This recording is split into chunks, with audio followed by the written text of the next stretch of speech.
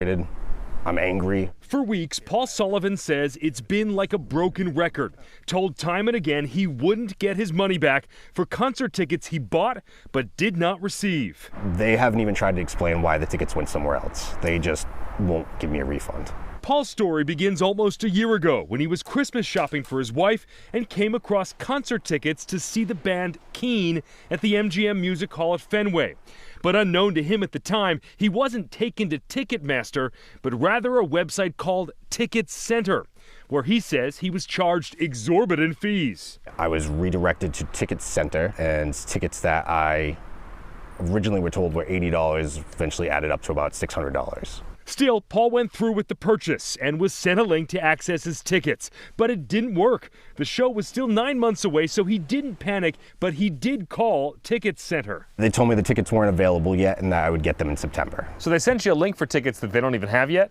That's how it appeared, yeah. Once September rolled around, Paul tried the original tickets link. It still didn't work, and so tried calling to find out where his tickets were.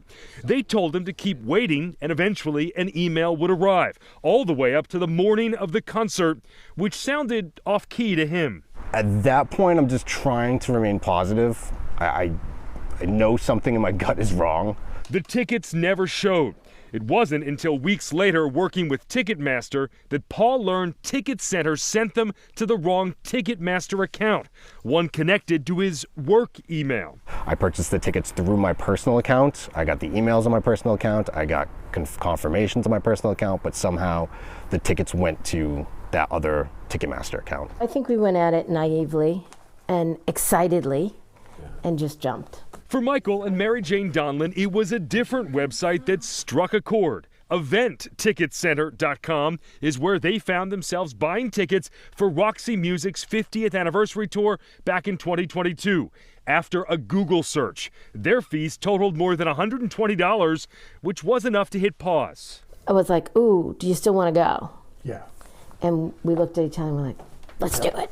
Doing a simple search for concert tickets or many other things like hotels can lead to numerous results that might not be the best option. That's because Google prioritizes websites that pay to have their result at the top. It'll say sponsored. And there's a big market for reselling products at a big markup. Plus, it can be hard to find help if you don't get what you paid for. So ask yourself a simple question. Have you heard of the website you're buying from? Had you ever heard of this website before? No. The Donlins say they couldn't get their tickets onto a phone, which was required to enter. The day before and that morning, you were glued to the computer. Trying to get the confirmation. Read the terms of service, make sure that companies have some guarantees. Denied his refund, Paul Sullivan is beating the drum to warn others. It's really bad practice, and it's a shame that they treat people like this.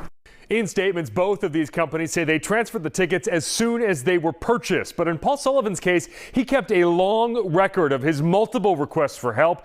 And after I reached out, Ticket Center offered him a full refund plus a $200 store credit. Event Ticket Center did not offer the Donlins anything because it says it did not hear from them since the afternoon of the event and so did not know they had any issues.